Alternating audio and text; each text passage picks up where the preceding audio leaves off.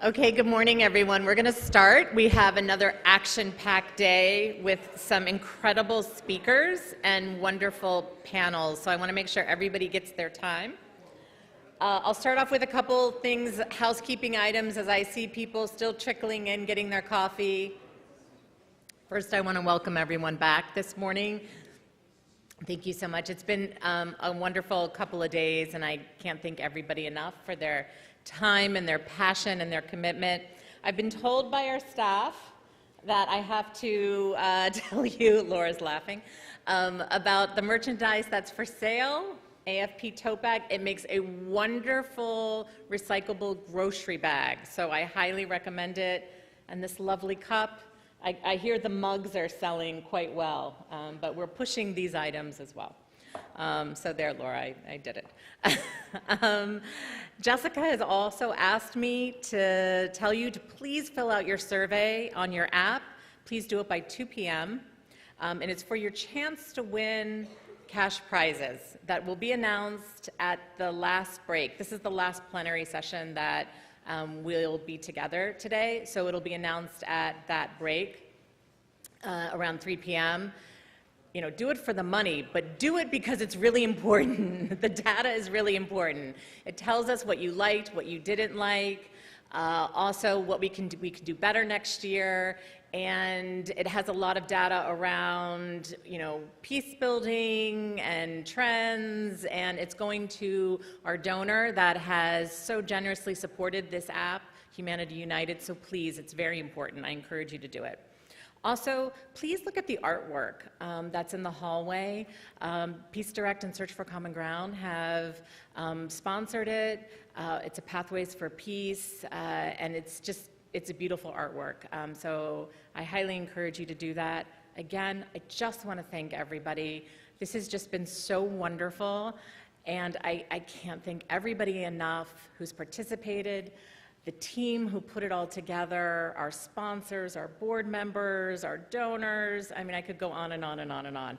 But there's some really wonderful people that have some really incredible things to say today, and I want to give them their time. So the first person I'm going to introduce is Shamil.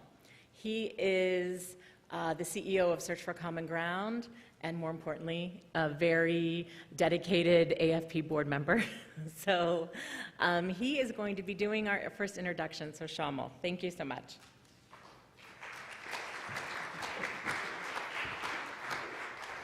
Good morning. It's a complete privilege for me to introduce our keynote speaker. I don't think for the subject that we're going to be focusing on for much of today, how is it that we get peace and peace building much more into the mainstream of public consciousness and policy making. Literally, I couldn't think of a single person I'd rather have giving the keynote than Abigail Disney, or Abby. Abby's bio says in 3 words that she's an activist, a filmmaker, and a philanthropist. I don't know anyone else who embodies those 3 things so fully. I think she's really at the pinnacle of each of those. And allow me to just share briefly why I say that. As a philanthropist, I've been fortunate to get to know Abby in that role over the last 10 years or more. She's what I think of as, in Silicon Valley, you hear about early adapters, or you might have them in your family, the first person to get the latest gadget. Abby is an early investor. She's the kind of philanthropist who takes that risky step that nobody else will take. And I've talked to her about this. She talks about understanding the power that has to, as she puts it, get other people off the sidelines. And she takes a lot of risks in that way. When she first got her start in philanthropy as part of the New York Women's Foundation, she talked about how it really developed for her eye for the locally rooted magic people, as she puts it. And she has an extraordinary eye for finding those people and finding those initiatives and investing in them early. She's the one who educated me that Emily's List, that Emily in Emily's List stands for early money is like yeast. And she lives that as a philanthropist. But that ties into her activism. Once you get to know Abby, you realize that her philanthropy is not just a distant writing of a check. she puts herself very much out there. She's risked her reputation again and again. She takes a lot of slings and arrows because of the stances that she takes. The people who she supports, she brings very much into her home without embarrassing her. We happened to be on the train together yesterday, and I couldn't help but overhear the call that she was having to a lifelong friend to try to help the children of one of the people who she was supporting through this work. She is completely out there, and she has been critiqued, I know, as being quote-unquote too grassrootsy. And the thing that I love is I know how much of a badge of honor Abby wears that with as an activist and not just a philanthropist. And that brings me to the last point, the filmmaker. Her activism and philanthropy works both at home and internationally, and this eye for the magic local people she takes both in literally her local neighborhood in New York to the international stage. And she's talked very openly about the fact that speaking about violent conflict overseas, she looked in the mirror and felt, given what's happening in my own country, how can I do this without at least dedicating at least as much of my time domestically to look at what's going on, particularly with the proliferation of guns in the US. So she produced her latest film, after having already produced Pray the Devil Back to Hell and the extraordinary series Women, War, and Peace. She produced Armor of Light, which if you haven't seen it, I really encourage you to see it. And she was nominated for the Peabody, and she won an Emmy Award. So, you know, she's right at literally the leadership of each of those words, activist, filmmaker, and philanthropist, and she's charting the path for others to follow. And if you're going to have a conversation about how to get peace and peace building into the mainstream, who better than to have somebody who's actually won an Emmy for making a film about peace building? That's pretty rare. Where she is right now, this is the last thing I'll say before bringing Abby up to the stage. Very excitingly, she's at the early phases of what promises to be a really landmark and groundbreaking multi-part series for broadcast television on peace and peace building. And as she's talked to me about this for more than a year now, since it's been in her head, she's been sort of taking, you know, Carl Sagan's Cosmos, for those people who remember that huge series, that epic series, or maybe as I think about it, Ken Burns on baseball, but to do that for peace and peace building, because we've had plenty of broadcasts about war and war making, but very few on peace and peace building. So I'm very excited to see where that comes out. Abby, it's a privilege to have you with us. Thank you.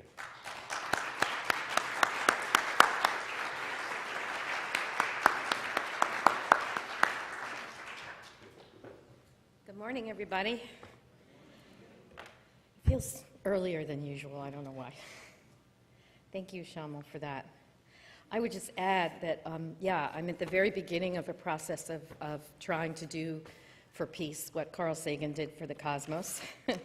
And we're gathering and thinking and collecting, and so any ideas you have, send us, please, because we want to do this well and right. We want to leave a mark behind us. The other thing I'm in the middle of that there's an article in Variety today about it. Through the work I do with feature filmmaking, we just yesterday announced an initiative called Gun Neutral. And we have vowed, and we're asking everyone else making films today, to, for every gun you use on screen, you destroy 10 off screen. So we just announced that yesterday, and 6,900 guns are going to get destroyed because of the next film we're making. So we're really excited about that. So I apologize in advance for the fact that I'm mostly going to be reading. I actually hate people who get up and read. But I actually took this morning very seriously and wanted to push through some thinking I had on a bunch of different things about telling peace stories, since that's where my heart is all the time anyway. So try to bear with me while I mostly read, but I'll try to leaven it as much as I can. So peace is the first thing we do as human beings. When we're born, of course, we cry. We don't really know why we're crying. But there's something about that that is a cry for other people. It's a recognition, however, in ovo, that you can't do it yourself. It's a cry that recognizes interdependence in a way. And after we cry, we smile, and after we smile, we laugh. So peace is as natural to human beings as eating and sleeping, and of course necessary, because without all that crying and smiling and laughing, babies don't grow up into be high-functioning adults. And across time, as high-functioning adults have come together and aggregated into cultures, one of the first things they always did was tell stories to each other. As soon as there was a fire to sit around or an IMAX screen in the middle of town, people have gathered and either consumed or told stories with each other. Stories are what give us an idea of ourselves as more meaningful than just individuals alone, and more meaningful than just merely mortal. No stories, no religion. No stories, no war. No stories, therefore, no peace. So peace is natural, and storytelling is second nature. So why are peace stories so rare? Are they too boring to tell? Are they too nebulous, too inconsequential, too irrelevant? Of course, if you want to tell stories about something, you might want to be able to define what it is, and sadly, peace is a pretty elusive idea. For most people, it exists only in the negative. It's not war, it's not violence, it's the absence of fire and fury. But in the positive sense, it's very squirrely, and it defies a fixed definition. Of all the barriers to telling stories of peace, this definitional challenge is perhaps the most daunting. But I have come to the conclusion that while I dare not define it, I can wrap my head around peace when I remember that in point of fact, it's not a noun, it's a verb, an adjective, and an adverb all rolled into one. It describes a complex and ever-fluid set of conditions, efforts, and circumstances, and isn't that just what a good story is? In this room, of all places, I don't have to spend a lot of time on the question of just how much violence is being consumed by mainstream audiences at this moment in time. And you should know that for the purposes of this talk, I'll mainly be referring to American popular culture, mainstream, since that's what most greatly shapes and reflects the American consciousness about peace, insofar as there can be said to be one, and because it is America that drives, both directly and indirectly, much of the violent conflict around the world. We can argue about the effect of gladiators on Roman children, or human sacrifice, or Jacobean drama, or public lynchings, or any of the other forms of public brutality that we've had through human history, but at no time in history have so many resources been deployed so skillfully in forms of media that are so all-consuming and uncannily realistic as we are currently deploying to depict violence. Suffice to say, at least for our purposes now, that by the age of 18, the average American child will have seen 16,000 simulated murders and 200,000 acts of violence just on television. That doesn't count games or movies.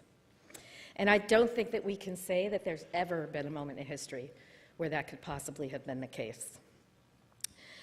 But it's worse than this, really. Not only are we not telling the stories of peace, we're actively subverting the whole notion of peace by saturating audiences, young, old, and in between, with highly crafted, deeply engaging, absurdly romanticized, and terribly inaccurate narratives of war. We've crossed peace out of the crowded peace out of the public consciousness, and in so doing, we've persuaded mainstream American audiences that peace is silly and childish and above all impossible. We've indoctrinated entire generations into the ideology that holds that war is a great adventure, that no man is really a man unless he's been to one and fought in one, and that the best and highest measure of a culture is the nobility of the warriors who defend it. And of course, popular culture has been promoting war as the go-to fun activity for adult young men ever since the Iliad first entered the scene. But even when young men were raised on a steady diet of nothing but the Iliad and the Aeneid and the Charge of the Light Brigade, no mass entertainment has ever so efficiently primed young men to want to get into the fight as thoroughly as our popular culture is currently doing. The last 50 years. So take note of all of this. It's clear that we who care about peace have obstacles to overcome. Now, I speak to this issue primarily as a filmmaker, and I think filmmaking is a good barometer for understanding what's doable in the context of American popular culture. Film is time and capital intensive, and therefore not for chickens. No one will bother you if you want to paint a story of peace. Your paintings might not sell, but no one's going to take your canvas and your paints away. But camera crews And editors and sound engineers take time and cost money, and so no one's going to trust you with those resources if they think you're wasting their time. So before you even start making films, it's made clear to you by funders, by producers, by film festivals, by sales agents, and so forth, that peace has a brand problem.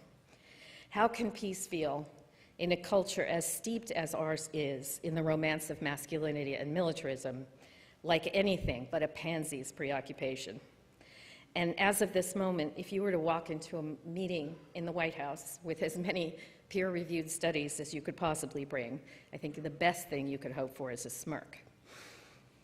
In places of enormous power, peace is seen with a combination of hostility and condescension. Peace is a hairy hippie handing out flowers on the street corner. Peace is an earnest, red-faced young woman shaking her fist in the air. Peace is for children and naive saps. Peace is not for serious people. But of course, we in this room know different. We are here precisely because we understand peace to be a robust, active, and complex set of actions and circumstances. It's not for the timid, it's not for the shy, and it's not for the weak or the naive. Over and above the problem of branding, peace has a very serious narrative problem. Not much has changed since Aristotle wrote the Poetics, and he wrote basically the recipe for storytelling in there. A story, he said, needs a plot that unfolds in 3 acts and tension that should come from a conflict. He said that the hero of the narrative should be a person of gravitas or importance to the community. And finally, that the audience should find a release in a catharsis, right, or a resolution as we think of it. Well, that's a pretty great structure for storytelling, and it has stood the test of thousands of years. Whether the structure comes naturally to us, and he was just describing it, or whether we've just used it so much we can't imagine any other way, the pattern is identifiable almost universally in popular culture.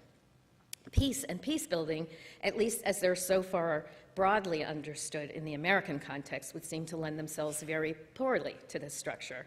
After all, the 3-act structure is an artifice. It's an imposition of an arbitrary scaffolding around the icky, sticky miasma of reality and circumstance that is real life. And the nuance and complexity that we call conflict transformation doesn't lend itself well to 3 acts. And the one thing I take issue with about all of us in this room is we are really, really terrible at sacrificing nuance for story. I wasn't consciously making a peace story when Ginny Redeker and I set out to make Pray the Devil Back to Hell. All I know is that when we came to the logical end of the action, the resolution, when the women triumphantly returned to Monrovia after having forced the warring parties to a peace agreement, we couldn't stop there. You couldn't tell the whole story if you stopped there. Their brilliance was also in the way they went on to aid in disarmament and fight for the boy soldiers to be integrated and to get women out to vote for the new president. Had we been overly devoted to 3-act structure, the film would have been so much poorer for it. And that was hard to do. It's not just that the people who make decisions at film festivals and so forth like to see a film that's conscientiously structured, although that's problem enough. But those people were the least of our problems when we were in the edit room. What we fought in the edit was us, ourselves, and our own preconceptions. It's quite difficult to fight an idea that's deeply wired into your own mind by tradition and convention. And in the edit room, there are no higher authorities to appeal to. It's in the nature of creativity to be Tom Hanks on a desert island all by yourself, and you don't even really get Wilson with you.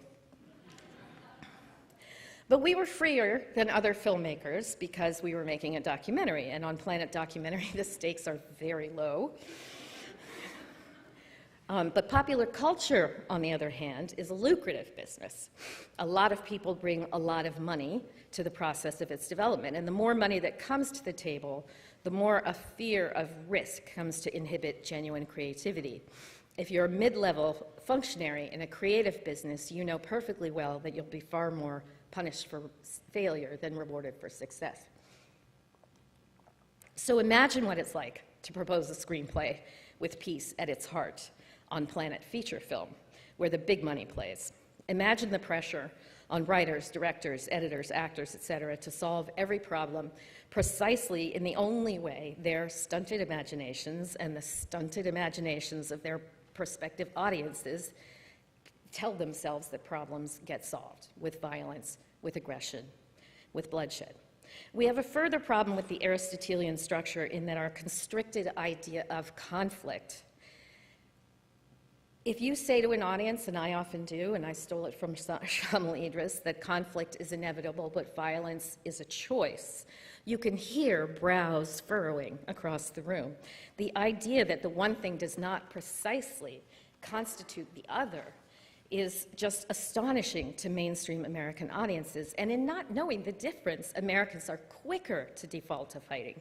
And when you're quick to default to fighting, you find that you must be quicker still to default to fighting because you lose the power of anticipation. And so a mindset narrowed by a lack of perceived choice yet narrows itself further and further to worse possibilities.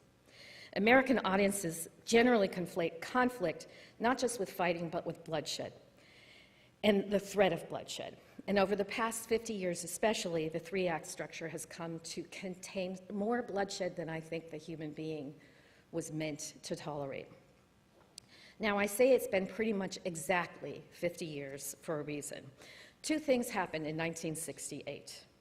First, the Hayes Commission abandoned its production code for a voluntary MPAA rating system, the one we all know, P, PGR, et cetera. It was a voluntary form of self-policing, and the people policing themselves were the people who stood to make the most money by increasing the amount of violence. And the Hayes Commission is famous among film geeks for having heated conversations about how much of an ankle you could see in Claudette Colbert in It Happened One Night, but it's less well known for the fact that no matter how violent the gangster films got, until the changeover, they limited how much blood you could see in a film. In black and white film, they used, interestingly enough, Hershey's cocoa syrup. And one bottle was enough for Little Caesar. So if you imagine Little Caesar and think about how much one bottle of Hershey's cocoa syrup you used, and then compare that to anything Quentin Tarantino ever made, you can see that things have really changed in terms of what it is we find acceptable on screen. Now, the other thing that happened in the same year, 1968, is an obscure little invention called the Squib. A squib is a little capsule that explodes on cue. And if you put it in a little packet with corn syrup and red food coloring and tape it into a person's shirt, you can make it look very realistically like he's been hit by a bullet.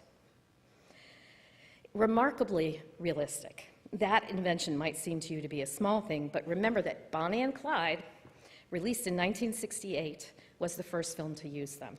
In fact, thousands of them in the final scene, the climactic shootout. And after Bonnie and Clyde came Taxi Driver, The Godfather, The Deer Hunter, and so on. It's important to note that every one of those films I just mentioned, as gory as they are, were consciously made gory by filmmakers with the intent of making violence seem repulsive. Danny Lee, who invented the Squib, had already made more than 50 films for the Walt Disney Company. He was actually not a person who appreciated violent filmmaking, but he said he invented the Squib and he helped people in Bonnie and Clyde because he felt if he made it so repulsive, people would not want as much violence on screen and in life, which is exactly what Richard Gatling said about the Gatling gun. If he made a weapon so horrible, wars would end.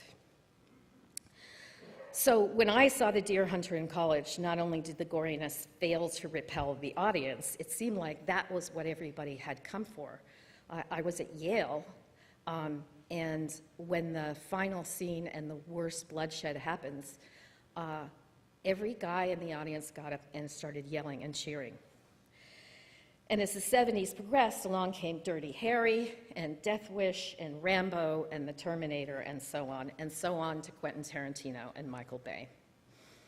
Even when in service to peace, the depiction of violence invites a prurient, complicit, morbid gaze. I have a friend who enlisted in the Marines the second he turned 18.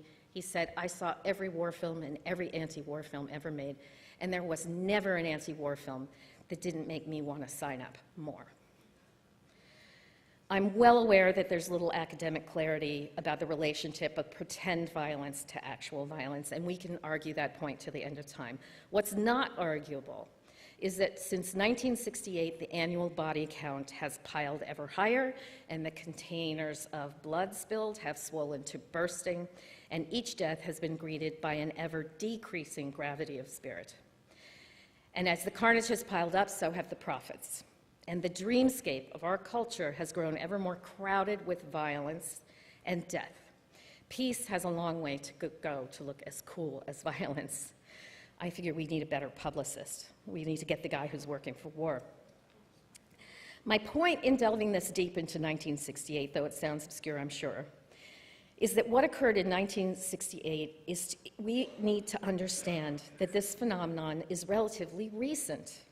Our capacity to depict gore and violence improves with every year that passes, and the dynamics of capital only increase the pressure on filmmakers to bring ever more violence, ever more sadism to their work.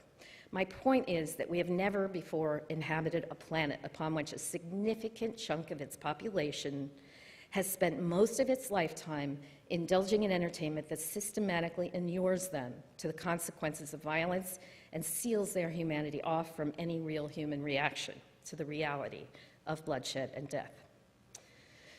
The notion of the Aristotelian hero also presents a challenge to the storyteller of peace. As a woman, I can tell you, and I'm hoping that some of the men in the room can now agree with me, that after the Kavanaugh hearings, that some people do matter more than others, and that they're mostly of the male variety when they matter. When we went to find archival footage of Liberian women protesting for peace, for Pray the Devil Back to Hell, there was virtually none. Even though 3 major networks had been on the scene when the women took the peace talks hostage, not one of them had either shot the scene or kept what they shot or keyed what they shot in a way that it could be found. What we did use in the film came from the women themselves. They had hired a person to cover the events that day, and even they had trouble locating the tape with the footage on it because they never imagined anybody would ever want it. When they did finally locate the footage, after a year of searching their offices, they realized it had been holding up a broken window all that time. It had been damaged almost beyond repair by wind and rain and sun. And the footage we did use when Lema Bowie confronts General Abubakar in Ghana is about 60 seconds in total. It was all that was usable from the entire tape. When we asked the journalists who were on the scene why they didn't film those women, they said, oh, those women, we didn't film them, they just look so pathetic. So women have been defined out of mattering for eons, and so have poor people and people who don't have a formal education, people who dress traditionally, people of color, people in outgroups, handicapped people. We are used to that, but it's not just these marginalized groups. The combatants who populate the peace talks, the political leaders who join them, the advocates from the international community, the human rights activists often, and the journalists who put themselves in harm's way, they are also not, for the most part, like most of the men that I know. What do I mean by this? Well, if you make enough films about sexual violence in wartime, you do come home and cook dinner for your husband and sons and look at them sideways and wonder what the hell is wrong with them. And what I've realized is, while the bad guys in these situations are almost exclusively guys, the men I know and love would never be among them. Almost all rapists and murderous warlords are guys. You could quote me on this. But not all guys are murderous warlords and rapists. As a woman, or any person who's living in this kind of marginalized life, if you don't figure that out, you'll lose your mind. So not only are we not seen as mattering in peace talks, nor for that matter in any context where power is a central feature, but most kinds of men get defined out of mattering there too. And in many ways, men are harder on each other about how they're supposed to behave in order to matter than they ever are on women or anyone else about anything. Peacemakers, therefore, are at a huge disadvantage when it comes to peace talks, ironically enough. And when you are making media for broad public consumption, The charms of the stoically nonviolent peace builder will invariably pale before the sex appeal of a bloodthirsty vigilante like Dirty Harry. One need only watch one of Donald Trump's rallies to remember in what low regard most Americans hold the men and women who believe in peace. The first peace builder in literature, everyone forgets the second she leaves the scene. Her name is Cassandra. In the Iliad, Homer invests her with psychic powers, but I think of her as a woman with just a lot of common sense. She enters the scene to warn everybody, you guys are all gonna die, this is gonna be terrible, please don't do this. She's a peace builder. She's treated with derision, disrespect, and hostility. And in the run-up to the war, they make it very clear they don't want to hear the preening, the posturing. This is all their favorite thing. They don't want to hear that this is going to be bad. So she's forgotten the second she's ushered off stage. And no one, once the war is over, not the combatants in the story, not the readers, the fans, the critics, or even the makers of the film Troy, can see past the glorious death of our glorious Achilles, who loses his life to vanity and pride, after all, to remember that Cassandra was the only one who was right for the entire thing. So beyond the problem of a reputation for weakness and refusing to just go with the flow like Cassandra, our peace-building hero has another problem. Generally, there are more than one of them. Peace always has multiple authors. One of the biggest challenges in making Pray the Devil Back to Hell was precisely this. How do you tell a coherent story with multiple narrators? How do you tell a compelling story without a central figure? We worked hard to bring in a group of women that could represent the whole, and it would have worked out if not for Lema Bowie's almost ridiculous amounts of charisma. After days of editing, Jenny and I would sit down and say, how are we going to keep this from turning into the Lema Bowie show? There are some ladies in Liberia who will never quite forgive us for letting it turn into the Lema Bowie show, but what became clear was we couldn't. We couldn't keep it from turning into that. That was the only way we had to move forward.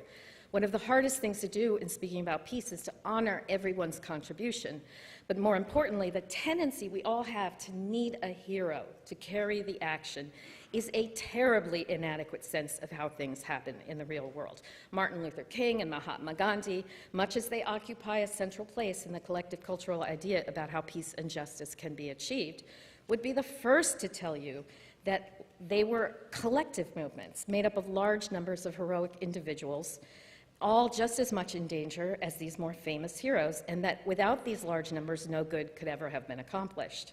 The idea of heroism is a stunted and stultifying way of understanding history, and it's drastically narrowed the options of people who are looking to build movements over time. A story may be hard to tell with multiple heroes, but a story with a single hero does no justice at all to the way the world really works.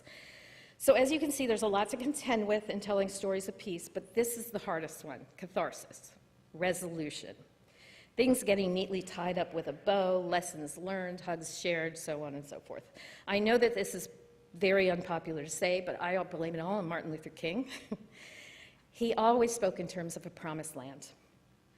And given the American propensity for magical thinking, that idea of the finish line, like the idea of a hero, creates a grossly counterproductive set of expectations in those that want to make change in the world. Pray the Devil Back to Hell, were it to honor the true nature of peace and peace building, would have 1,000 postscripts. In fact, we really should still be shooting right now. It has a catharsis, which is the signing of the peace agreement. You can hear it in the music we chose, you can see it in the shots that we chose. But there's a second, smaller catharsis in disarmament and a third catharsis in the election. Catharsis is hard to say 4 times in a row, of Ellen Johnson's Thurleaf. But those catharses were all constructions, qualified by myriad exceptions and footnotes, if exceptions and footnotes were allowed in film. But Sugars Cooper in the film says it best when she says, peace is a process, it's not an event. Peace in Liberia has been a long string of catharses, with some frustration and backsliding mixed in. There is not and will be no point at which all is well and everything is okay. We watched as Ellen Sirleaf rebuilt schools and roads, even as she also disappointed time and time again. We watched as the thoroughly surprising Ebola crisis came out of the clear blue sky and heaped horrible suffering on people who had not deserved it. And then we watched as ferocious advocates for peace in that country failed to persuade their fellow Liberians to resist the old school in electing George Weah, who has governed exactly as we knew he would, lining his pockets, exacerbating tension, and letting a mountain of grievance form under his feet. The idea of a seeable, tangible, achievable goal that once achieved represents the end of struggle is totally disabling to advocates for peace. Like the idea of a hero, it represents a narrowing of reality so extreme that it no longer resembles the reality it's based on. Perhaps the most difficult truth to communicate to Americans is the very Zen idea that peace is achieved in the fight for peace, that the journey is the destination, that the ends are the means, that the reward is in the striving. Americans are steeped in a culture of consumption, of instant gratification, and the relentless decomplication of reality for ease of comprehension.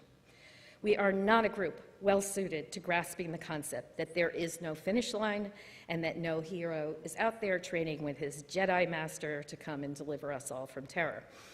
The barriers to telling great peace stories are historical and emotional and deeply wired into each of us. Often we're inhibited by our expectation of narrative structure. Often we're inhibited by our idea of a hero. Often we're inhibited by ideas of masculinity and resolution. It's far easier to diagnose problems than it is to prescribe remedies, but I'm going to try. But the approaches to addressing these obstacles are all hiding in plain sight. As much as I've made it sound nearly impossible to tell the stories of peace, I want to make sure you understand that not one of these barriers cannot be overcome. These barriers, every single one of them, are challenges to our creativity. To disregard them is to incur the cynicism and contempt of gatekeepers and executives and producers and so forth. But that's not at all to say that there's anything about these storytelling practices that can't be used to our advantage. I've already talked about the violation of the three-act structure, the multiple narratives, the cascading catharses in Pray the Devil Back to Hell, but there are plenty of other examples of stories that violate all of these rules and make it past the gatekeepers. Argo, for instance, was a suspense story that kept you right on the edge of your seat for the whole film as much as any war film would, except that no one got killed. It was an entire film about the use of hard work, imagination, courage, and creativity to resolve a conflict without succumbing to the temptation to go to war. We've had a huge surge of films that violate the rules of who gets to matter on screen, and if peacebuilding is in part a question of bringing into the light people who have previously been marginalized, there are many, many more films on the way, I happen to know. My favorite in the last couple of years is Hidden Figures. I would have given my left arm to be at that pitch meeting. 3 African-American women mathematicians in the South save white astronauts from certain death. That was hilarious, I'm sure. The reign of conflicts and macho men may feel like an inevitability in our popular landscape, but in fact, the way it is not the way it has to be. The way it is the aberration.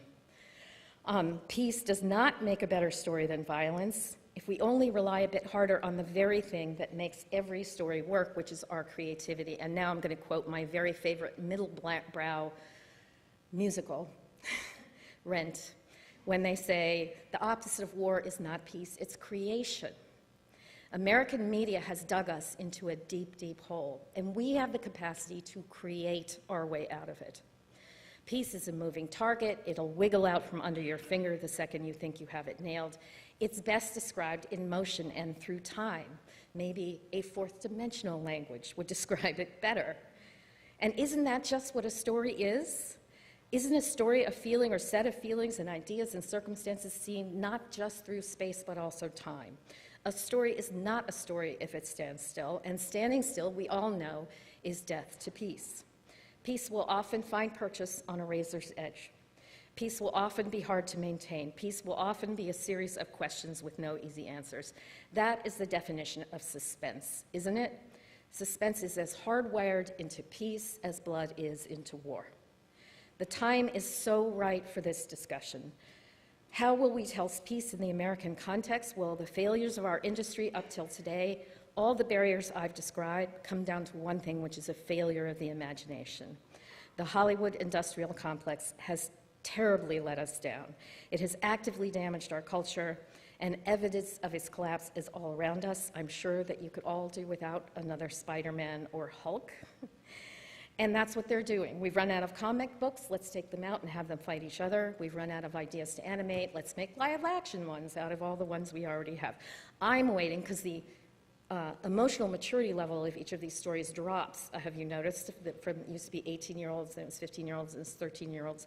So I'm waiting for the big budget special effect version of Humpty Dumpty, which would be awesome. I had a friend at the children's department at Disney, and she said to me, this is how it works when you come to Disney. They say to you, we make salami, we sell salami, but we're not making any more salami. This is the salami we have. So we need you to slice it as thin as you can possibly slice it. For me, you can't imagine how depressing that is to hear. But that's how you get a film like Lion King 1.5. Bloodshed and war, like all conflict, exert a magnetic power over our imaginations. They pull us in, like a gravitational pull. And you add to that the way that you're drawn by the way things are always done. You see how easy it is to slouch into the ideas you already had, slouch into the way it's usually done.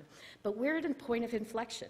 Change is in the air, for the same reason that the words Me Too finally have resonance, when for generations they meant nothing to anyone. There might just be the beginnings of a crack in that Hollywood facade. New people are speaking, new people are listening in new ways, and everything feels suddenly more possible. If Wonder Woman and the Black Panther broke through, it was not because they were comic book stories, but because they were fresh, they were new, they were different, they looked different, they felt different. When we've tried to get our stories heard over the years, and by we, I mean this community of people, when we communicate, we do a number of things wrong. We've done, for instance, in our well-meaning documentaries, we aim them at raising awareness. We tend to dwell on problems. We tend to see people as instruments, and we tend to satisfy ourselves with the old school naming and blaming. When we're eager to get our points across, we tend to speak only in exclamation points. But the only way to move the world and the very nature of peace building is in question marks. We need to spend more time on interrogation and inquiry, not on declaration and persuasion. When we're eager to get our points across, we tend to instrumentalize people, both the people on screen and off. But empathy is what moves people, not sympathy. And we need to police ourselves, and I'm talking about myself, constantly to make the people we observe, even where they've been victimized by some atrocity, into subjects, not objects. Empathy elevates and energizes audience. Sympathy is a slippery and inferior emotion. When we're eager to get people to understand something, we lose our sense of humor. But of course, why would anybody listen to us if we don't slip a little something funny in there with them? We have to be wholly ourselves to persuade people. If you've ever seen the Desmond Tutu and the Dalai Lama in conversation, you'll know that peace builders are the silliest people in the world. When we are eager to move people, we tend to pack our work full of information. When we were making Pray the Devil Back to Hell, I remember coming to almost blows with my partner, Ginny Redeker, over adding a piece of information into it. And she just finally said, no, we want people to come with us on a ride. And every time you ask them to think about a number or a fact, you lose them. I'm so grateful for that. I'm so grateful I lost that argument, because I've seen it over and over again. I've seen audience after audience go on the ride and not look up for 72 minutes. And I think I've seen audience after audience willing to entertain ideas about themselves, about other people, about situations that they've never entertained before. Think about yourselves and the last film you saw that was really, really good. When a film works, it lulls you into a kind of a trance. You know, your physical body melts away, and you become sort of one in the dark with everyone there and everything that's happening on screen.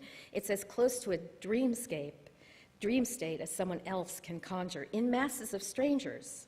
And in that dream state, people are more open to experiencing empathy, to understanding someone else's reality deeply, and to seeing everything in a new way.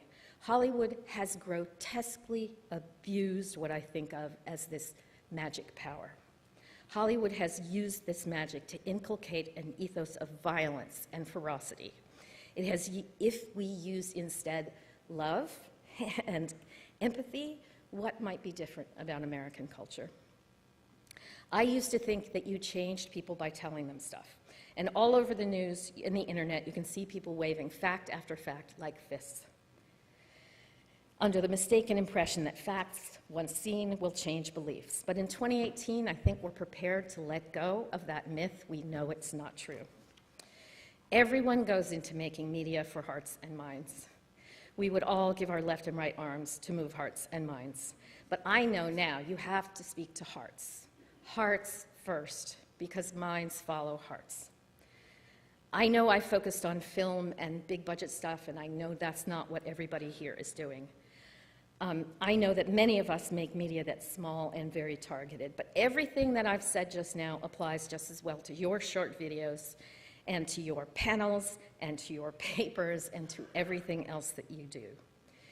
If the world ever finds its way to anything resembling peace, this, the most belligerent country on earth, the superpower that by a wide margin supplies the most weapons to combatants around the world, the democracy filled with voters who just enthusiastically follow a man who never saw a fight he didn't love. This country has to change.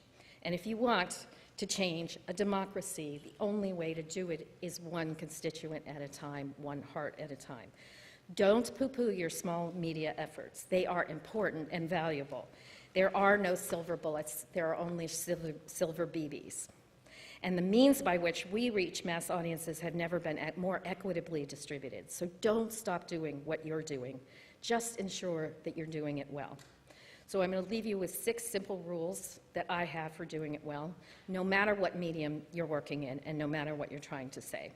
The first one is show, don't tell. Stop explaining.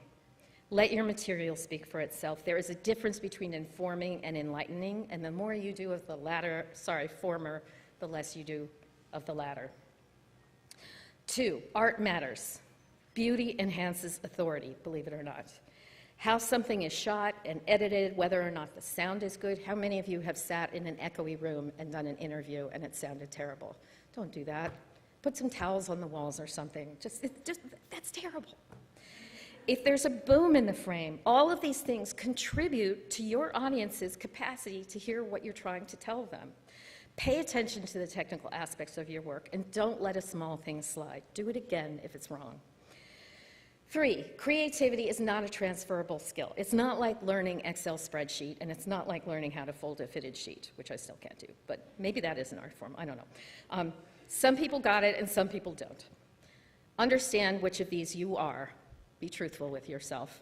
And if you're in the latter category, find someone who's in the former. If you have time, learn everything. This is number 4. Editing, shooting, lighting, sound. The more you know about how to do the work of the people who are working with you, the better you are at managing a process, understanding the entirety of the possibilities that are available to you, the more creatively you can work. 5, footage is gold. I work in film and video. It's a visual medium, right? And they will last so much longer than anything you wrote. Make a point of shooting everything you do. Now, I mean that with a camera, by the way. We're peace builders. Make a point of training the people you work with to shoot everything they do. There is no such thing as too much footage, but believe me, the problem of too little is one I work with over and over again. Keep your phone out if something really important is about to happen, and train your people on the ground to keep their phones out and use them. And finally, the 6th one is surround yourself with young people. They know so much better than you do what to say, how to say it, who should say it, and most importantly, where it should be said and where it'll be heard. And then I just make one last passionate appeal to you. I know I've browbeaten you about Hollywood, and it's not any of your fault. I know that it's none of our faults, right? Somebody else is doing that. But we are consuming it. Maybe not you, but your cousins and your kids and people you know. So as Americans, we consume this, which means that with our wallets every day, we reward the kind of thing that really is capable of bringing a culture down. So I just make this appeal to you. This community cares as much as I do about peace, and we desperately need to organize and strategize about how to take the popular culture back and return it to an ethos that restores and supports peace. Until we take that on, we're just going to be tiny voices in the wilderness that we've always been. And I know that you and I both think that's unacceptable. So thank you so much.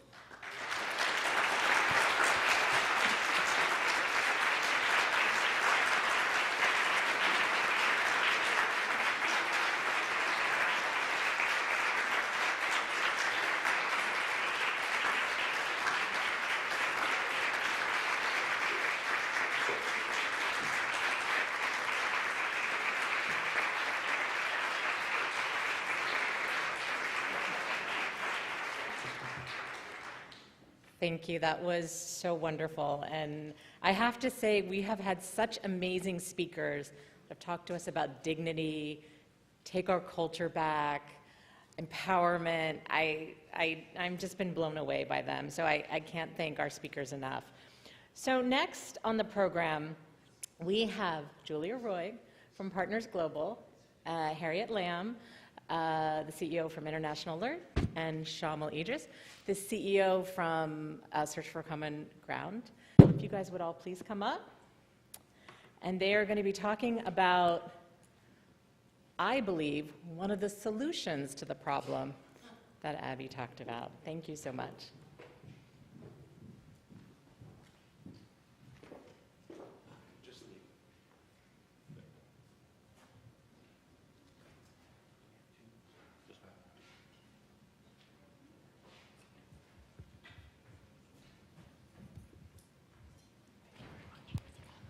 Hello.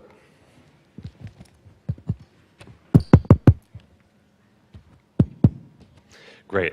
Abby, thank you so much. Thank you for coming down for this. Thank you for that. That was fantastic and really inspiring. Really privileged to hear that. So together with Harriet and Julia, we want to have a brief conversation here about an effort that we and other leaders in this room and some who aren't here have been really championing that is seeking to address pretty much exactly the issues that Abby put before us. Over the last 2 years or so, some of the heads of some of the international peace-building organizations, us and a number of other folks here, began reflecting together on a critical challenge to peace and peace building, which is that there's not yet sufficient, we haven't achieved sufficient success in mainstreaming peace and peace building into the public consciousness in terms of the issues that people feel they can make a difference on in their daily lives, in terms of the causes that they contribute to, and in terms of what they expect of their political leaders and therefore the policy that's taken vis-a-vis conflict. Now, we we saw one big element of this is the point Abby made that you could put it as a brand problem that peace and peace building has. Now, we each come to this from our different perspectives, so what I'm just going to share briefly is just my own, and fitting squarely in the space of what Abby said we need to do more, which is sacrifice some nuance for stories. So this is the story as I see it over the last 70 years or so. The investments that were made after World War II to prevent another war between the great powers were wildly successful for about 50 to 60 years, wildly successful. With all the critiques of the data and all, you still saw a tremendous and steady drop in deaths from violent conflict, and you saw at the same time that this happened an explosion in pretty much every other measure of human well-being. Expansion of rights, literacy rates, reductions in infant mortality, historic shifts and rapid shifts. Over the last 20 years, we've seen all of those systems that were set up, the UN, the EU, the intergovernmental systems, have really been challenged to deal with the kinds of conflicts we're seeing today. Weak and collapsing states, transnational violent movements, whether we're talking about religiously inspired groups or international gangs and cults dominating parts of Latin America. And the international system that was set up after World War II is really struggling to deal with those. And the inconsistencies and the hypocrisies that exist, have always existed within that world order, are now being exposed and really challenged. Now, it brings us to where we are today, which in my view is a real potential pivot point for our field. And the pivot point comes, for me at least, in the recognition that government leaders increasingly and policymakers are recognizing the limitations that they have to deal with modern forms of violent conflict.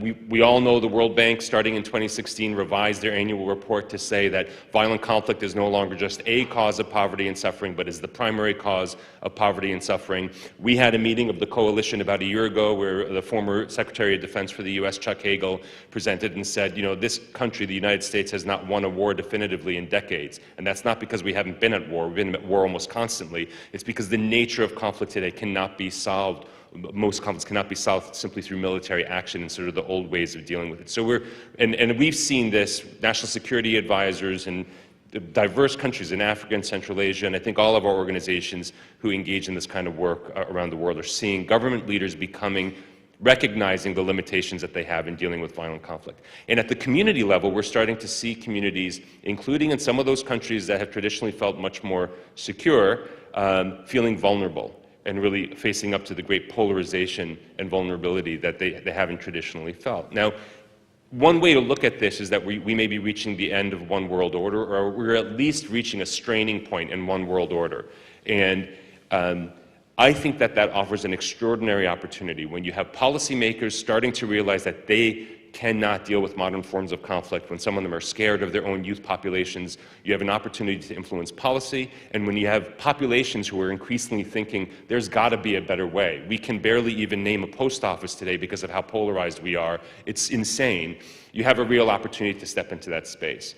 So in that space, I think the coalition that Harriet's going to talk a little bit about, and she really played a key leadership role in driving forward, really began thinking about how is it that we can build a much more powerful, large, and diverse public constituency for peace and peace building. That is the goal. And the key elements to what we're doing on this, I would name three. One, we've decided to pool resource. None of our organizations are particularly large vis-a-vis some other major agencies that everyone's heard of. So when we each put a couple percentage points of our budget into communications and outreach and engagement, it's really a pittance. The first thing we're doing is we're pooling resource, both money and time of leadership of these organizations. Second is that we're developing joint goals and campaigns, and Harriet will talk about the first one. We started with a low barrier to entry and a fun one.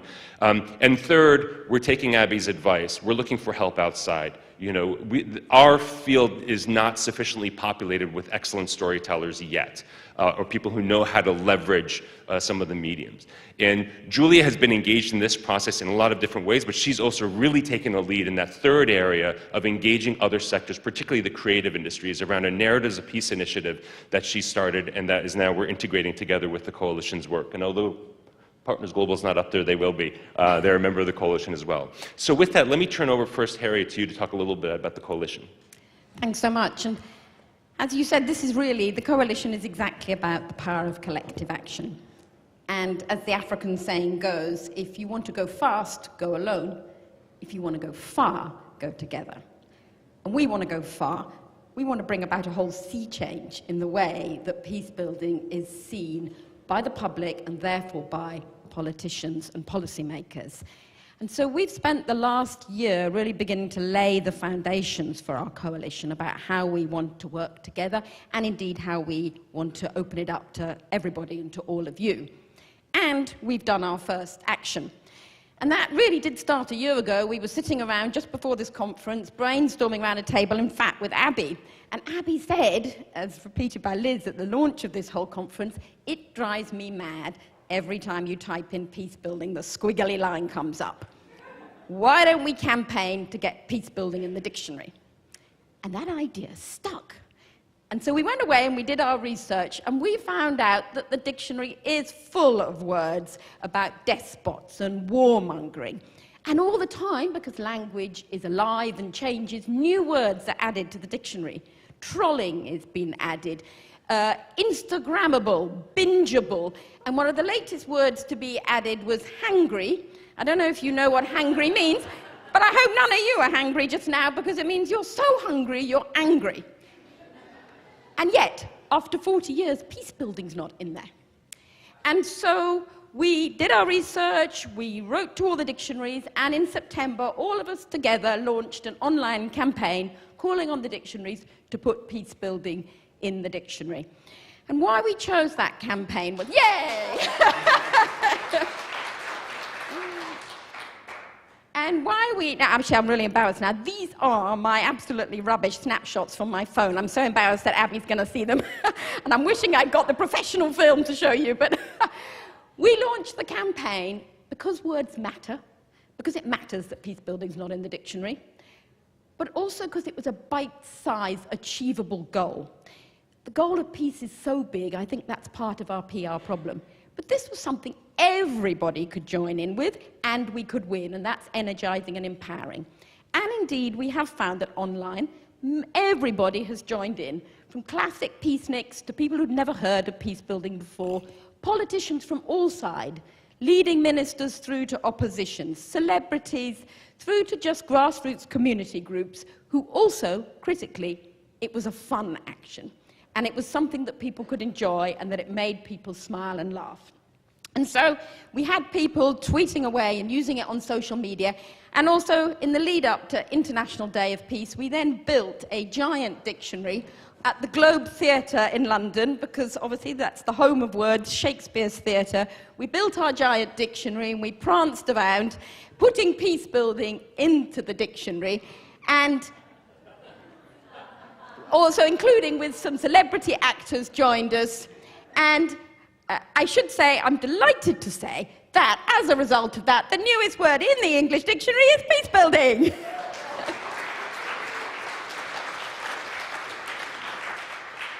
So far, 3 dictionaries have responded positively, including HarperCollins and Macmillan, but there's plenty more English dictionaries still to go, including 2 very big ones, the Oxford English Dictionary and Merriam-Webster.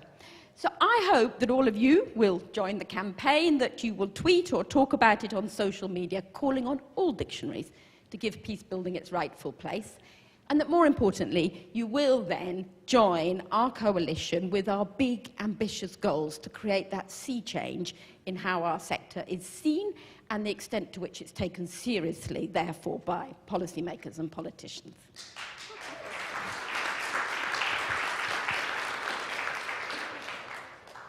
That was great.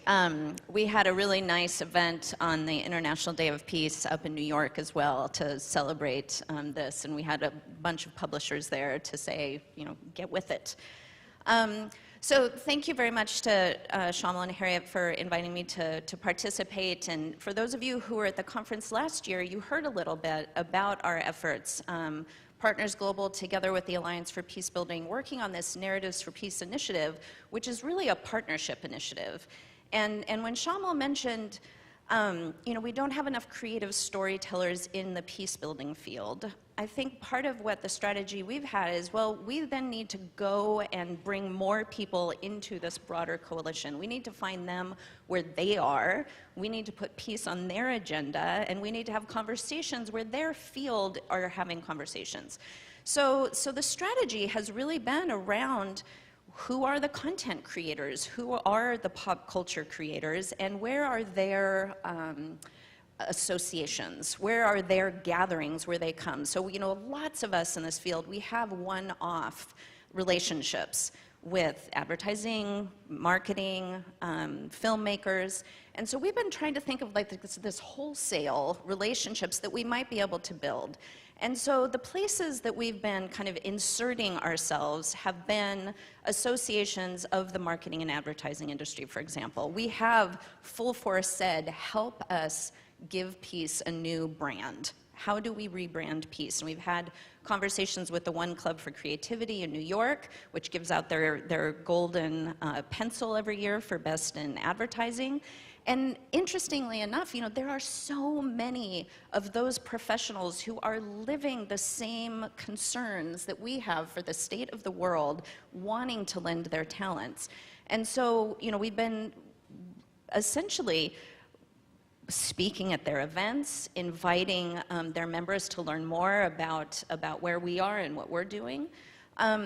So the kinds of relationships have been, I would say, to this moment, introductory to the concept of peace and peacebuilding. And the reason that that's been of interest to us is because, again, we've been listening more than we've been talking. And when we say, you know, help us rebrand peace, you might get an advertiser that says, well, you might as well ask me to like brand love. Like it's this amorphous concept. But then once we start having the conversation, then they really, the creative juices start flowing and you have a different conversation. So whether it's an organization like PopTech that has all of the technologists that are coming, different academic institutions like the Norman Lear Center that has screenwriters that come and learn about different social topics that they can include in their scripts, different media partnerships like Participant Media or NBC in the Middle East. We've been having creative brain trusts around the world, New York, Los Angeles, Beirut, Vienna over this past year. And we have a whole ecosystem now of partnerships that are really ready to align behind these goals that the coalition has. The second part, though, is what I'm learning is that there are a whole bunch of academics that don't just study storytelling, they really study frames of messages. And the frameworks of narratives that are really going to penetrate an audience in a different way. And so there are anthropologists and psychologists that are looking at these frameworks and the way that we digest information and receive that information, cognitive scientists. And so being in relationship with those academics to ask them to help us think about the framework of peace and peace building for a messaging campaign or for the types of campaigns that we'd be working on. We've formed a partnership with the Frameworks Institute. That's actually the name. We've got some colleagues here who are just now kicking off a new research initiative based on a US-based audience as a first kind of step to really start looking first, what is our story, our expert story of peace and peace building? How does a general public audience think about that, and how can we start testing different message frames to really have the work that we're going to be doing collectively, both as a field, but also that we can start feeding that information back to all of those partnerships that we're building to say, gosh, if you frame peace in this way, we might get this, this reaction. Not to not have the powerful storytelling take a back seat to that, but at least we've got some social science research to back that up. So I hope this time next year we're going to be feeding back to you all of the research results of the Frameworks Institute research that we're going to be working quite closely with the coalition on helping to kind of design and use that information. Thank you. Great. So I think we just have a couple of minutes in case there are any questions, but before we open it up, if anyone is interested in joining the coalition, please seek out Sam Dinello. Sam, you want to raise your hand? Or email him at samdinello with 2 L's at allianceforpeacebuilding.org. Great. Any questions at all about this collective effort? Please, just a comment, please. And please identify yourself. My name is Sam Mohammed Kroma. I'm from Liberia. And Abigail, this is a confirmation of some of the things that she was saying. I was a signatory of the peace agreement in Ghana. I represented the diaspora. I also know that I am the one of those that encouraged those women in Accra to go sit before the peace facilitator to threaten to undress themselves if they don't come to terms. So I want to say thank you too. Thank you. There's a gentleman in the back, and then first there and then here. Dane Smith, just a quick suggestion. Why can't we have an email, Harriet, like the dozens I get every day from the Democratic Senate Campaign Committee saying, email the dictionaries and give us the message. Yeah. Thank you. Hi, my name is Lisa Shirk. I'm with the TODA Peace Institute and the Alliance for Peacebuilding. And we're just starting a new project on social media and a peacebuilding response to the social media opportunities and challenges for the field of peacebuilding. I'm wondering if this coalition is doing anything related to social media. So we'll take the next. There were a couple other hands up. There was one in the back, and then this gentleman here in the front. Yes, please. Good morning. My name is Kim Weichel, and I just want to give a shout out to some TV shows that are now including some pro-social issues. I don't know if this is a result of some of your efforts, but I can tell you, Madam Secretary, one of my favorite shows, has been including a variety of important pro-social issues, and a couple of episodes ago was one about the importance of global cooperation, and it was shared widely on Facebook. So I'm hoping we can feed back our encouragement of these issues, because this is what we want to see. Okay, and two more. Sorry, there were a lot of hands, so we're not going to get all of them. Her right there, and then the gentleman who was waiting there. Yes. Hi there. My name is Mason Atkin. I work for the Oregon Department of Agriculture, future leader of Oregon, hopefully.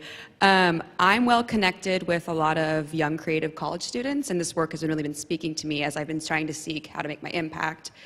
What would you recommend that I do if I was interested in getting started in creating my own art that supports this branding initiative?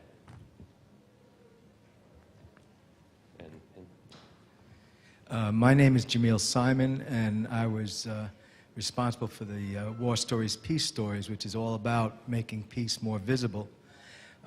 One quick comment I would like to point out is that the dictionaries have no difficulty whatsoever spelling Boeing, spelling Raytheon, spelling Northrop Grumman, all these odd words, but peace building is always underlined. And I gave a talk at AFP about 5 years ago saying that that's one of the things we should do. And so I think that this kind of thing, storytelling, is what it's all about. And I hope Abby's encouragement will resonate with everybody. Okay, and there was the last one. I'm in the back, and then we've got 1 minute to address. Yes, with the green glass. Oh, sorry, Catriona, I'm sorry. Sorry, very simple one. So what's the definition? Right. We do have that here, don't we? I don't want to get it wrong. Yeah, she's the last one. Which one? Should you have it on you? Find out. Someone's got it. Andy's after me. I'm just going to use my privilege of the mic to give Andy the mic after. He raised his hand first. But yeah, my name is Monica Kirk. I've dedicated my career to this. And what I just want to know, what is the theory of change? Like, what is the world we want once we get it? Because, I mean, we could dedicate our lives to a lot of things, but what is the prize at the end? Okay, so I'm sorry, Andy, we got it. I don't want to run over. We got 40 seconds. So we've got social media, the question about how one can use their early stages of their creative arts career to contribute to this. What is the actual definition? Let's start with the definition. Who's got that? We should have brought that up on last one. Where is it? The brief version we used was the action of building peace. The longer version was the OECD DAC committee's accepted definition that's used by the aid community. And that's what we sent in to the dictionaries as the longer version, and I'm happy to circulate it. I don't know it off by heart.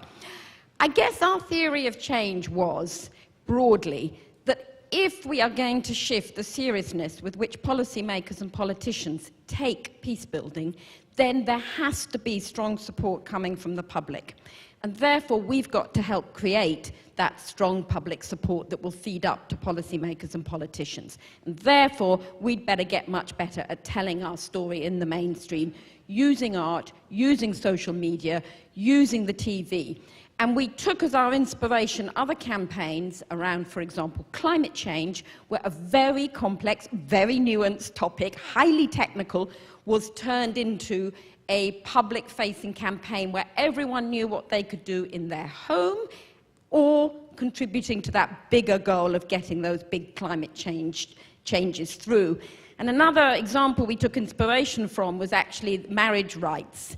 And where we got breakthrough on equal rights to marriage was when the community stopped talking about the right to be married and turned it to a message around, well, if two gay people love each other, surely they should be married. And that's when they got breakthrough, and government after government after government changed the policies. So those are some of the examples we've been thinking about. And I would just very briefly like to mention that actually at International Alert, we did a poll of over 110,000 people across 15 countries, from the UK to Syria. And what was really inspiring was how much the public actually did support actions to build peace. and how much, actually half of all respondents put that first, and only 9% saw military action as a way to deal with violence. So I think actually the public are ahead of the politicians, and what we need to find is a way for them to be able to make that visible, what they feel. I'll just briefly say, I would second what Harriet was saying just about the overarching point. And I think that making peace a salient issue for people's daily lives, where they also feel that they can engage in peace building, that it's not something that happens always over there, that it's not just in the policy world and the political world and international foreign relations, but that it resonates with an action that they can take, because in the way that you're doing recycling every day and you're living environmental activism as a value, you also then also support the climate treaty and other kind of policy level issues. Can I address the young people engaging just really quickly, and then you're going to shoo us off stage, and I can speak with you later. But some of these, what I'm inspired by are all of these clearinghouses that they have now for bringing young creatives together with social issues. And so Adobe has a really cool program right now, and I'm going to get the number wrong. I think it's Adobe 1325. Where they're inviting designers to make posters, and they have a website where you can go on and say, I would love to make a poster for a social cause. All of those really cool Women's March posters with the faces came out of that Adobe challenge. So if you're a peace builder, you've got a poster that you need, you can give Adobe your challenge, and they'll find young creatives to submit work. One Club for Creativity, they have annual challenges for campaign ideas. This year, we're going to do a campaign challenge for students who are studying communications and marketing to how to sell civility. So I think that there's there's a bunch of different ways so that you're not just looking for one cause, but you can also kind of feed into a community to offer your talents. And on the social media piece, three things. One, we'll be launching a series of campaigns. So this was just the first, kind of test the waters. Do people get into this? Can we mobilize? And we will be using in all of those campaigns, we will be utilizing social media in different ways. There's this bigger question about the impact that those social media companies and platforms are having in conflict in the world, which is a whole other area which I know a lot of people here are engaged in. Abby and I spent some time with Facebook leadership just last week on this. I know a lot of people, and that's a whole other space that I think your initiative is also looking at. If I understand, I saw the Airlie House event you'll be doing. And in that space, Andy, who I cut off, I know has been hosting at the Kroc Center in San Diego these annual conversations that are intended to bring together leaders from the technology sector with the peace building sector. So I'm sorry for cutting you off, but I would connect with him as well if you haven't already. Thank you all very much, and Harriet and Julia.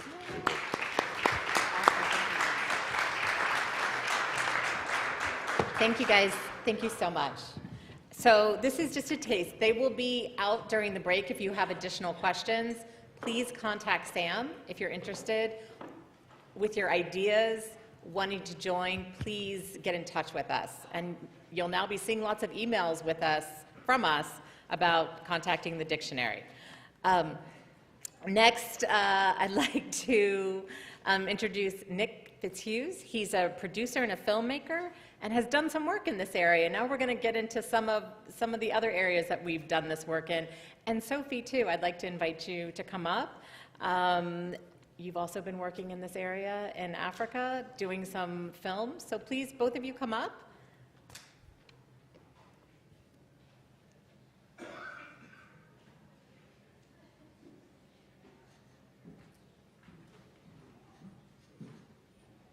Nick, are you going to go first? I think so. Sure. There you go. Thanks. I don't know if you're going to go here or here. Yeah, I'll stand here, I think. Okay, great. Thank you. All right. Well, thank you very much, everybody. It's an honor and pleasure to be here. I don't have a lot of time, so I'm going to try and speed through a lot of ground. And I just wanted to say briefly, the reason that I'm here, my background, I think it's a sort of amazingly wonderful fit, just in the sense that for a long time I didn't necessarily know it, but the unifying factor of all of my work really was about conflict resolution. It was always storytelling. It was, I worked for National Geographic, starting a company that was about giving platforms to young people to share stories about personal cultural experiences abroad, but the reason for that was to help people better understand everyone. And if you can understand people better, then the idea is that you have a much stronger ability to intervene and dissolve conflict before it even happens. And so that trend has continued throughout the rest of my career. And that's sort of the gist of the sort of unifying factor for everything I'm about to share with you, is that the kind of bedrock to it is conflict resolution. So let's see, here we go. Which button? The red button? Okay. If I point it up here? Oh, there we go. Okay, so at my film production company, this is what we believe. At Redfitz, connection is the bedrock of all things. We breathe the magic of connection into everything we create because we believe the greatest threat to our humanity and to our planet is disconnection.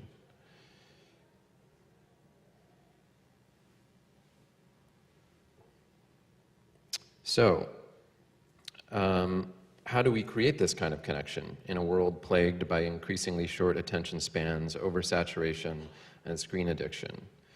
We tell human stories because we are the stories we tell ourselves, and we understand the world based on our personal relationship to it. This makes storytelling our most powerful tool for positive social change. But just telling a human story is not enough. We need to make those stories feel immediate and timeless and oh so close. They need to be close enough to touch us. They need to help us truly feel what a small world it is that we all call home. So now, real connection isn't possible without making it personal. This is what we aimed to do in Conflict, by way of example, a documentary miniseries that you can now find on both our website and on Netflix. And because I felt this would be the strongest and most direct way of sharing and showing what I'm talking about, I wanted to share one episode from this series, which you'll see now.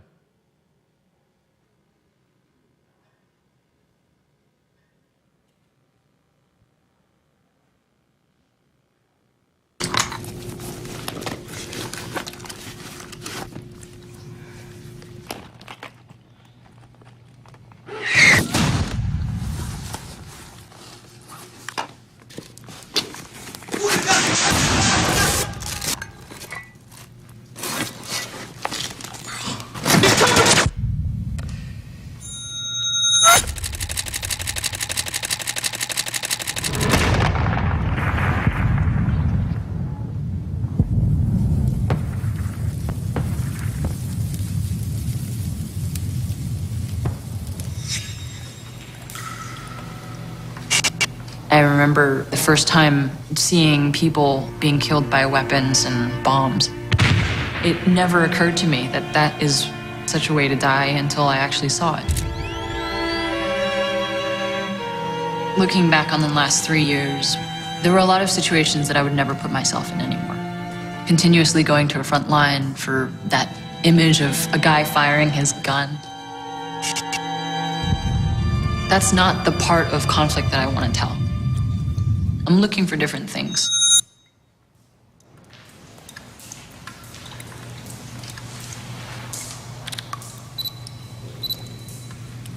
In that photograph with the boy sitting in the chair, the graffiti in the back says, "0 hour has come." The person in the body bag in front of him was his father. It was a bomb attack that happened on their home. His father was gone, and I think he didn't quite understand that. It was just so fresh and so raw. But that look on his face, you know, he wasn't even crying. And that's hard to witness.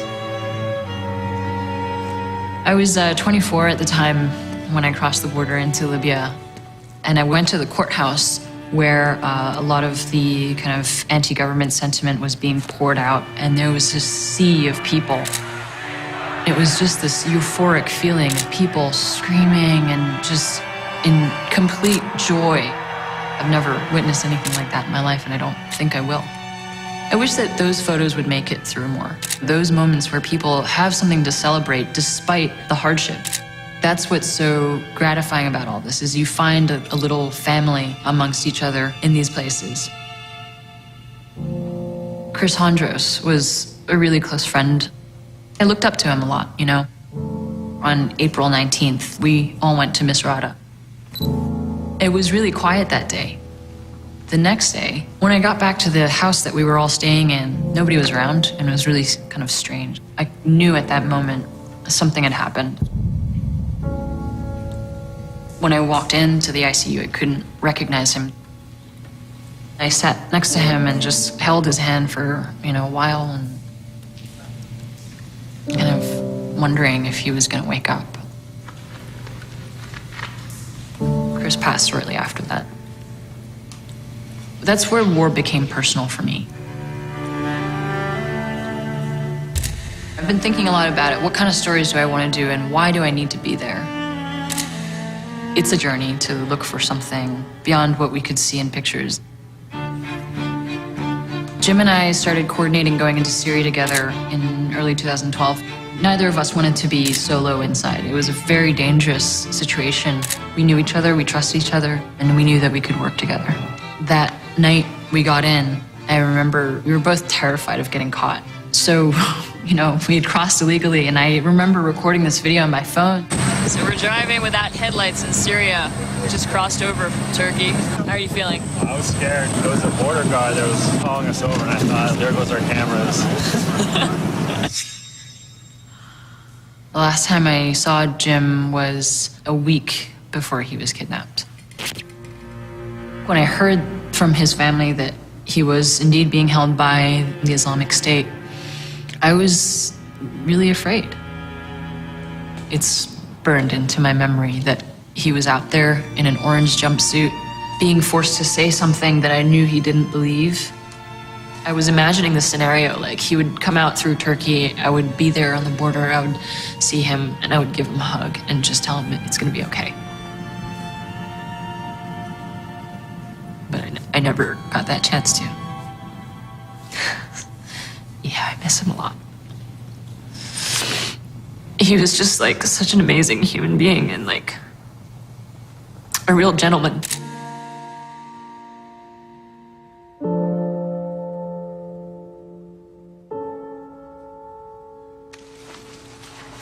After that whole incident, I did blame my camera. I was angry for a while, and I was really kind of unable to process what had happened. You try to not feel guilty about it, but you can't help but feel like maybe, what if? A lot of people ask me, why do you do this? It's so dangerous and you risk your life for what? It's the sense of responsibility that I have, especially now when journalists are targeted on purpose. That anger drives me.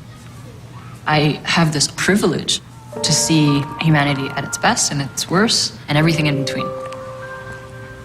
But I don't think that doing this is ever worth your life. My name is Nicole Tung, and this is Conflict.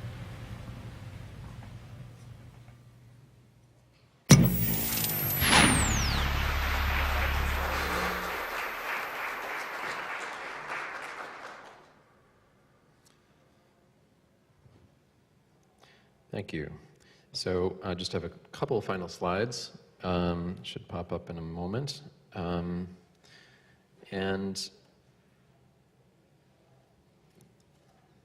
let's see. Okay, you can go to the next one. There we go. So these are all the projects we're currently trying to bring to life. Some are documentaries, some are scripted, some are TV shows, some are features. All of them strive for conflict resolution, peace building, and connection on all scales, from the largest to the most intimate. A growing team is in fact now working on developing Conflict as a long-form TV show. Each one of these takes a village to bring to life, a village just like the one in this room. Whether it be information and insight, financing, connections, or green light power, if you have the power to provide it, we will take it. But in the end, my team and I are also here for all of you, You are our people, and if our services can help you further your missions, we would like nothing more, because together we can. So please feel free to take down my personal email and watch other films and work at these websites. You can follow Redfitz on all social media at Redfitz, and that's my time. Thank you.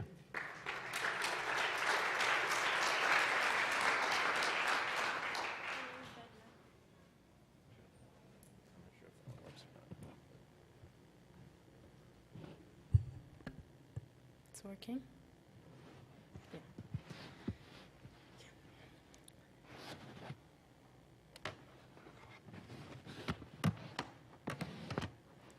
My name is Sophie Kanza. I moved to South Africa from the DRC with my parents and siblings in 1995 as a political refugee. South Africa has been the only home that I've ever known.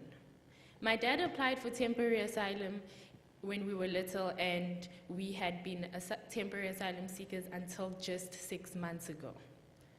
Growing up in South Africa, I had to endure a lot of verbal abuse and discrimination because I was different, and proudly so. I was annoyed by the lack of representation of youth, migrants, asylum seekers, and refugees. We were always reduced to criminals or illegals. I was annoyed by the lack of integration due to the fear of victimization or violence. The lack of African history at school and on television bred ignorance and narrow nationalism. Periodically, attacks on migrants flared up across the country. The government minimalized it to acts of criminality. They minimalized our struggle. They minimalized our trauma. In 2008, a nationwide wave of xenophobic attacks, as they called it, claimed the lives of 200 people, including a Mozambican man who was burnt alive in full view of the media in Alexandra Township. His crime was being a foreigner. 200,000 people were displaced, and a camp was set up opposite my high school. I sat in maths class and looked at all my people living in tents. In 2016, nationwide attacks again, but this time in the neighborhood that we called home for 19 years, Rosettenville. Shops and houses were set alight. Mobs terrorized the streets looking for foreigners to kill. My sister and I sat in the dark for 38 hours, scared that the mobs would come to our little flat.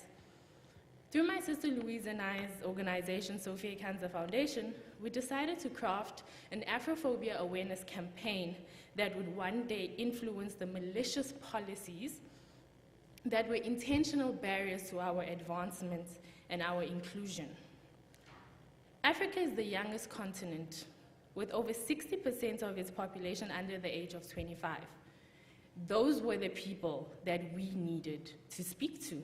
These are the people that could have the most impact. These are the people that can bring change. How do we do that, we asked ourselves. Well, we can get to them on their phones or on the internet. We chose a medium that would speak to youth primarily, but could be intergenerational. We decided to make a short film. Our short film, which is 1 minute and 30 seconds, was our first time trying anything multimedia related. The only thing I was good at was using Paint on my computer. Our short film could be watched on Facebook, Twitter, shared on WhatsApp, which is huge in Africa, and also watched on TV or on YouTube. We used modern, youthful, clear, crisp, striking shots, a diverse cast, and heart-wrenching music. We needed to bring Afrophobia, peace, and tolerance into everyday conversation. We approached Trace Africa, a television channel that plays only music videos with a presence in 18 countries continent-wide. They loved Singabantu and made it their official Africa Month video. This sparked conversations continent-wide. So many people were oblivious to the plight of asylum seekers and refugees. Our aim was to appeal to every person's humanity. The word Singabantu means we are human in Zulu. We brought our appeal to peace and tolerance to every conversation that we could. We showed our film at both primary and high schools because we had children as young as 6 refusing to go to school because they were teased for being foreigners. Our film, Singabantu, We Are Human, was shot in the remains of a home burnt down to the ground during Afrophobia attacks in Rosettenville, our neighborhood of 19 years. So it was personal, it was painful, but we had to turn pain into passion. After Singabantu won the United Nations Alliance of Civilization Plural Plus Award, the only African winner out of 362 entries, we put together a press release. Using this press release and the leverage of our achievement, we were able to be on regional, national, and international television. Platforms that had never given us a chance before. Platforms that had never given migrants, asylum seekers, and refugees a chance before. We needed to be proactive and not reactive. We decided to host Afrophobia Conversations, a safe space where migrants and locals could come together to speak about the issues that they face in their communities. We wanted these spaces to be where people could feel safe, heard, and people could talk about everything that bothered them and the way forward.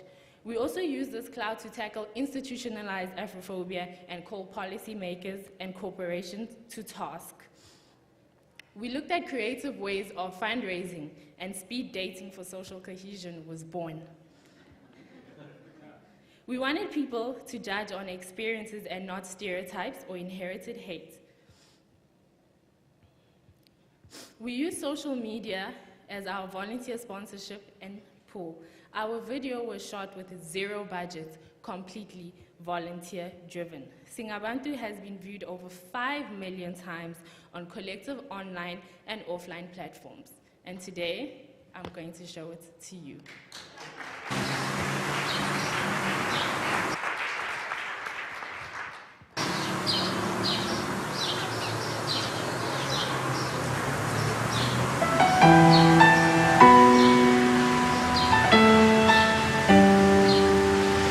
I am more than just Ikwerekwer.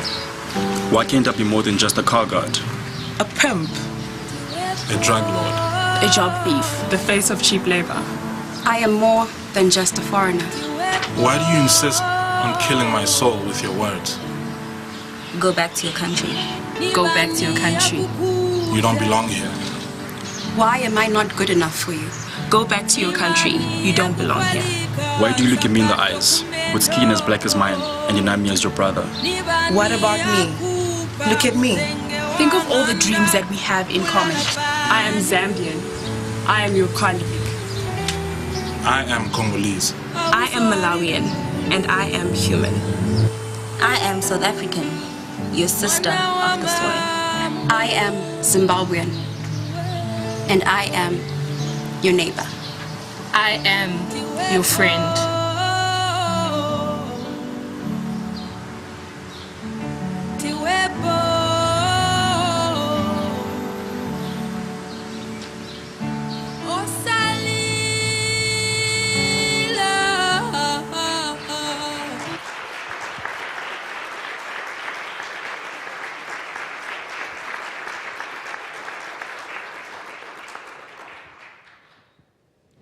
We have a very unique selling point.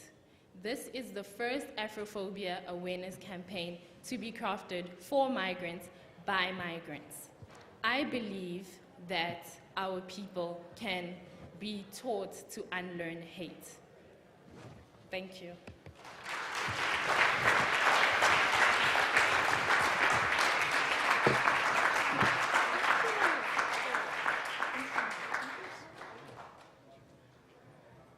So thank you so much. I think you can see that, this work can be done. So please get to know these wonderful filmmakers, and now you're part of us. So thank you. This, now we have a wonderful break, so enjoy it. I also just want to tell people this is A, B, and C, right? In terms of rooms, A, B, and C. They're going to get divided up. So please go out and enjoy and have a great conversation. Thank you all so much.